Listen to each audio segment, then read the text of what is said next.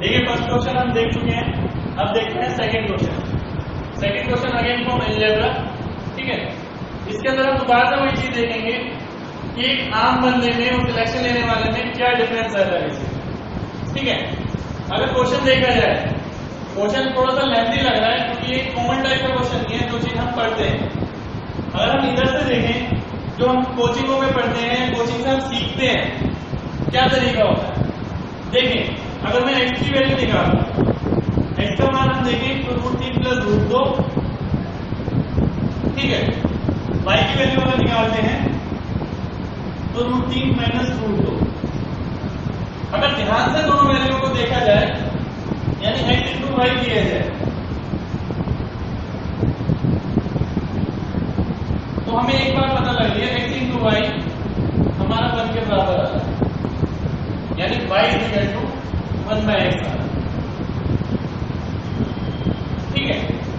अगर y = 1/x आ रहा है तो इससे हमें एक बात पता लग रही है कि 1/x की वैल्यू √3 - √2 होगी। अब आते हैं अपने क्वेश्चन पे कि क्वेश्चन हमारा क्या डिमांड कर रहा है। क्वेश्चन हमारा डिमांड कर रहा है ये चीज, यानी x³ - 20√2 - y³ की जगह हम 1/x³ लिख सकते हैं और फिर 2√2, यानी जो क्वेश्चन आ गया हमारा x³ - 1/x³ - 22√2, यानी हमें ये चीज की वैल्यू कैलकुलेट करनी है इस चीज की, ठीक है। तो हमारा आंसर आ जाएगा। अब हमें एक चीज पता है, क्या पता है, अगर हम दो इक्वेशन लेंगे, पहली और दूसरी, अगर मैं इसे सब्ट्रैक्ट कर देता हूं तो x - 1/x की वैल्यू क्या आ जाएगी मेरे पास,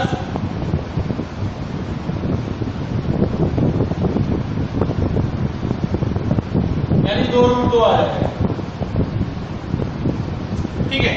अब इससे हमने फॉर्मूला पढ़ा है x³ - 1/x³ क्या होगा जब x - 1/x = ये है। इसका हमने फॉर्मूला पढ़ा है n³ + 3n - 22√2। n की वैल्यू देखी जाए यहाँ पर तो 2√2 दिख रही है। अगर हम इसमें डाल दें 2√2 का क्यूब प्लस 3 × 2√2 - 22√2, अगर इसे हम सोल्व करते हैं तो ये कितना आ जाएगा, 16√2 + 6√2 - 22√2 = 0। तो ये आंसर आ गया हमारा 0। तो ये था कोचिंग का तरीका, या हम लोगों ने जो भी सीखा, हम इसके अलावा और कुछ नहीं सोचा अभी तक। अब इसके अलावा हम क्या सोच सकते हैं, आइए ये देखते हैं। वो चीज क्या है, वो है सिलेक्शन मेथड। देखिए एक चीज हमेशा ध्यान रखिए, कोचिंग के मेथड में और सिलेक्शन के मेथड में बहुत जमीन और आसमान का फर्क है। क्योंकि कोचिंग आप किसी भी टीचर से पढ़ रहे हैं, उसने कोई पेपर नहीं दिया हुआ, ठीक है। और सिलेक्शन हमेशा आपको वही बता सकता है, सिलेक्शन का मेथड, जिसने पेपर दिया हुआ है या कोई तैयारी बहुत अच्छे लेवल की कर चुका है, ठीक है। तो इसलिए हम आते हैं सिलेक्शन मेथड पे। अब एक बात देखिए ध्यान से, x की वैल्यू हमें एक बात पता है √3 + √2 है, और y की वैल्यू √3 - √2। अब मेरे को एक सिंपल सी बात बताइएगा, मान लेते मैं x³ करता हूं, x³ की वैल्यू मेरे को पता है, जो भी आएगी सारी वैल्यू रूट की टर्म्स में आएगी। कैसे, अगर मैं √3 + √2 का होल क्यूब करता हूं तो हमें फॉर्मूला पता है a³ + b³ + 3a² b + 3ab²,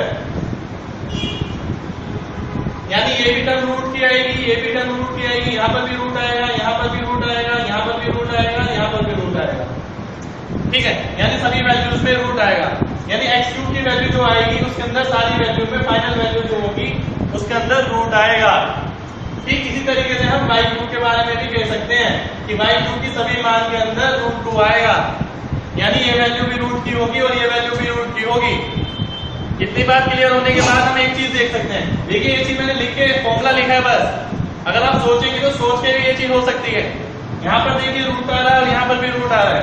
अब एक बात क्वेश्चन में देखते हैं, यदि यहाँ पर भी रूट आ रहा है और यहाँ पर भी रूट आ रहा है, अब चार ऑप्शन देखिए, अब दोनों जगह अगर रूट आ सकता है तो इनमें से कौन सी वैल्यू पॉसिबल हो सकती है, कौन सी वैल्यू पॉसिबल हो सकती है। देखिए 3 तो कभी नहीं आ सकता, क्योंकि जब नंबर यहाँ पर होगा ही नहीं तो 3 आएगा कहां से। अगर 1 देखा जाए तो 1 भी नहीं आएगा, क्योंकि सारे रूट की वैल्यू है, ये भी रूट की वैल्यू है, ये भी रूट की, ये भी रूट की, ये भी रूट की। ठीक इसी तरीके से हम डी ऑप्शन भी देखें अगर, तो डी ऑप्शन अगर 2 है यानी 2 भी नहीं आ सकता, क्योंकि ये भी वैल्यू रूट की है, ये भी रूट की है, ये भी रूट की है, ये भी रूट की है। यानी जो पॉसिबल वैल्यू हो सकती है वो सारी ये हो सकती है कि सारे रूट आपस में कट जाए और उसका आंसर क्या आ जाएगा हमारा 0। तो ये हो गया सिलेक्शन का मेथड, जिसमें आपको कुछ नहीं करना, सिर्फ सोचना है। देखिए सारी चीज हमने सोची है, हमने क्या सोचा, x का मान निकाला हमने, y का मान निकाला, x³ का अगर मैं मान निकालता हूं तो मेरे को एक रूट की वैल्यू मिलेगी, y³ का मान निकालता हूं तो ये भी रूट की वैल्यू मिलेगी, ये वैल्यू रूट की है और ये वैल्यू भी रूट की है। अब 4 वैल्यू अगर रूट की है तो नंबर तो कोई आंसर आ ही नहीं सकता। हाँ 0 जरूर आ सकता है अगर वो आपस में कट जाए, तो इसलिए इसका आंसर 0 होगा। चलिए नेक्स्ट क्वेश्चन पे आते हैं हम, क्वेश्चन नंबर 3। देखिए आप सब लोगों में एक बहुत बड़ा डर सा रहता है ज्योमेट्री के प्रति, और मुझे लगता है कि अगर आप ज्योमेट्री के कॉन्सेप्ट अच्छी तरीके से समझें तो इसमें कई क्वेश्चन ऐसे भी होंगे जिसमें आपको डायग्राम बनाने की जरूरत ही नहीं पड़ेगी। जैसे कि यही क्वेश्चन देख लेते हैं, क्वेश्चन नंबर 3 जो कि हमारा मेंस में आया हुआ है। ठीक है, इसके अंदर क्या कहा जा रहा है, एक शंकु है हमारे पास यानी कौन ABC। ठीक है, मान लेते हैं इसका रेडियस r हो गया।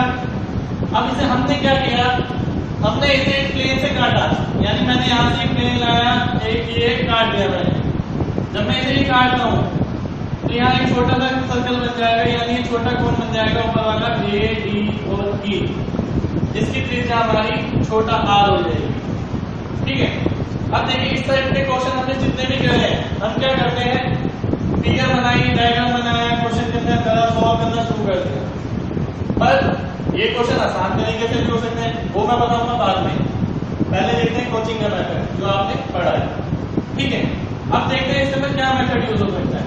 यदि हम त्रिभुज AO' और E और त्रिभुज AO और C को ध्यान से देखें, ये दोनों रेखाएं देखिए समांतर हो जाएंगी, ये दोनों रेखाएं समांतर हो गई, ये कोण बराबर हो गया, ये वाला कोण बराबर हो गया, तो ये दोनों त्रिभुज कैसे हो जाएंगे, समरूप हो जाएंगे, यानी सिमिलर ट्रायंगल हो जाएंगे। अब जब ये सिमिलर ट्रायंगल होंगे तो सिमिलर ट्रायंगल की हमें एक प्रॉपर्टी भी पता है, AO' बटा O'E ये बराबर हो जाएगा हमारे AO बटा OC के, यानी इससे हमें क्या पता लग गया, H बटा R ये बड़ा H बटा R के बराबर हो जाएगा।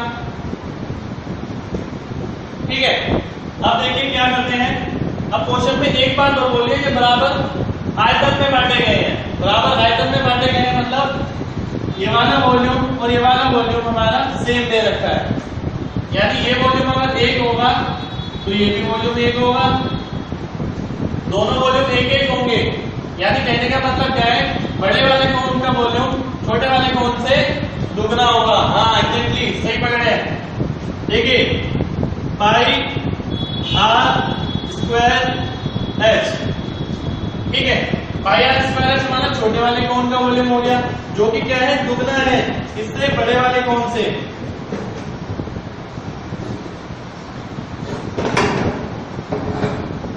ये हमने वॉल्यूम चेंज कर दिया। अब आप देखते हैं क्या क्या चीज कट गया, 3 कट गया, 3 कट गया, पाई कट गया, 5 कट गया। अब देखिए r² h की मान जो है हमारा